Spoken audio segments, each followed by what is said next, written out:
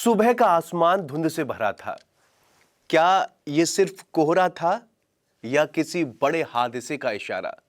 क्या उस उड़ान में बैठे लोगों को जरा सा भी अंदाजा था कि ये सफर उनकी जिंदगी का आखिरी सफर बन जाएगा?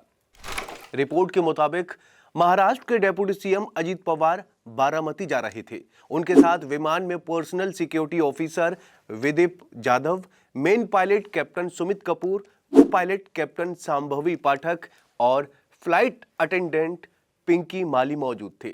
सबने सोचा होगा थोड़ी देर में लैंडिंग होगी, फिर सभाएं, फिर आगे का कार्यक्रम। लेकिन किसे पता था कि वक्त कुछ और ही लिख चुका है।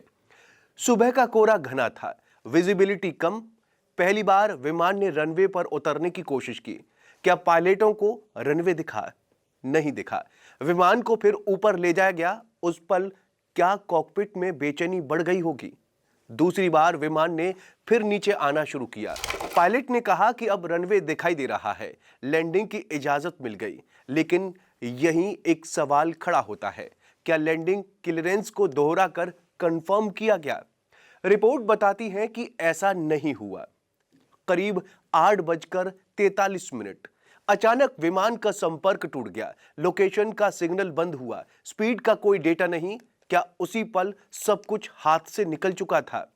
बताया जा रहा है कि विमान रनवे को छूने से पहले ही पलट गया। वो जमीन से टकराया रनवे से लगभग 100 मीटर पहले, और फिर एक जोरदार धमाका, आग की लपटें, फिर एक के बाद एक कई धमाके।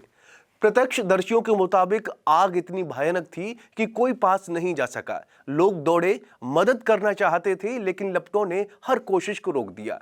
क्या बेबसी इससे ज्यादा भी हो सकती थी?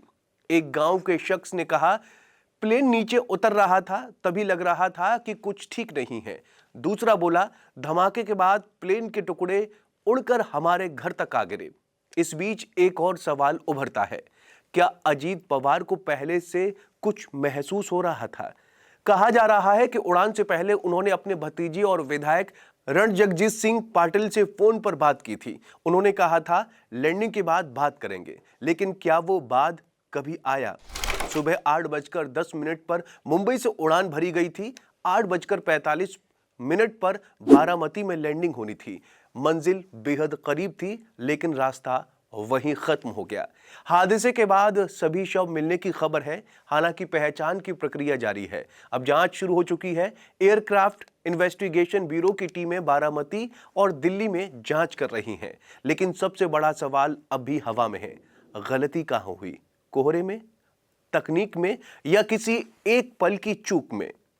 जांच जवाब देगी, फाइलें खुलेंगी, रिपोर्ट्स आएंगी। लेकिन उस सुबह की खामोशी, वो अधूरी लैंडिंग और वो आखिरी उड़ान कभी भुलाई जा सकेगी? नहीं। उम्मीद है जानकारी पसंद आई होगी, और आपका इस बारे में क्या कहना है कमेंट करके जरूर बताएं, और चैनल को जरूर सब्सक्राइब करें।